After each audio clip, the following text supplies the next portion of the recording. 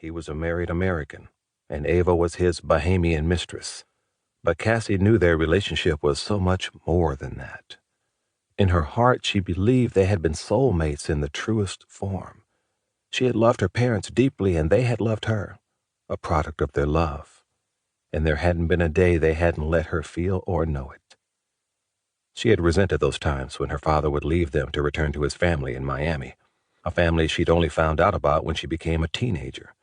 The truth had hurt, but then her mother and father had smoothed away the pain with the intensity of their love and had let her know that no matter what the situation was, the one thing that would never change or diminish was their love for her, as well as their love for each other.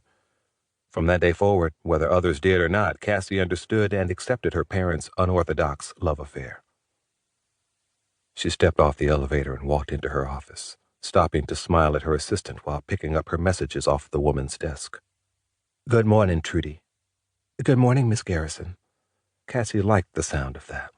She had begun using her father's last name within a week of his death. With both of her parents deceased, there were no secrets to protect, and she had no reason to continue to deny herself the use of his name. "Any additional messages?"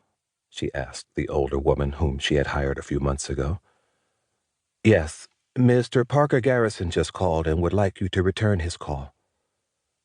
Cassie forced the smile to stay on her face, while thinking that no matter what Parker liked, he wouldn't be getting things his way since she wouldn't be returning his call. She could not forget the phone conversation they had shared nearly 4 months ago.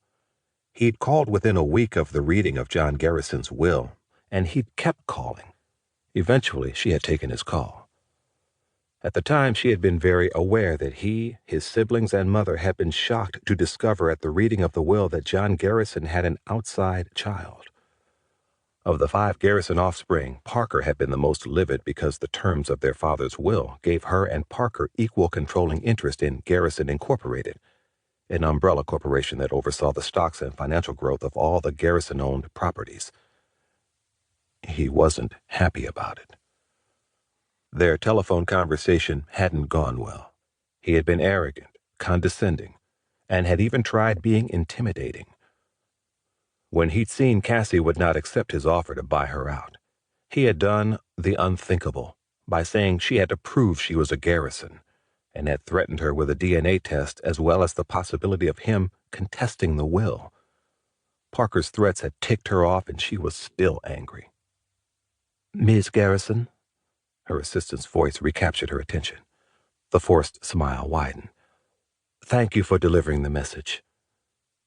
Cassie entered her office. She would think Parker would have more to do with his time these days. It didn't take long for news to travel over the hotel grapevine that the handsome and elusive playboy had gotten married. And not that she cared, but she'd also heard that another Garrison bachelor, Stephen, had gotten hitched as well. She had no intention of ever meeting any of her siblings. She didn't know them, and they didn't know her, and she preferred things stayed that way. They had never been a part of her life, and she had never been a part of theirs. She had a life here in the Bahamas, and saw no need to change that. As she sat behind her desk, her thoughts shifted back to the guy she'd seen in the lobby. She couldn't help but wonder if he was married or single, straight or gay. She shrugged her shoulders, knowing that it really didn't matter. The last thing she needed was to become interested in a man. Her man was the beautiful 30-story building that was erected along the pristine shoreline of the Caribbean. And her man was a beautiful sight that took her breath away each time she entered his lobby. And she would take care of him, continue to make him prosper the way her father would want her to do. Now that her parents were gone, this hotel was the only thing she could depend on for happiness. Brandon Washington glanced around the room he had been given, truly impressed. He had spent plenty of time at the Garrison Grand, but there was something about this particular franchise that left him astonished. It was definitely a tropical paradise.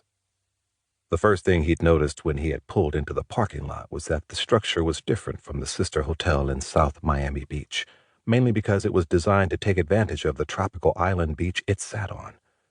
And it was nested intimately among a haven of palm trees and a multitude of magnificent gardens that were stocked with flowering plants.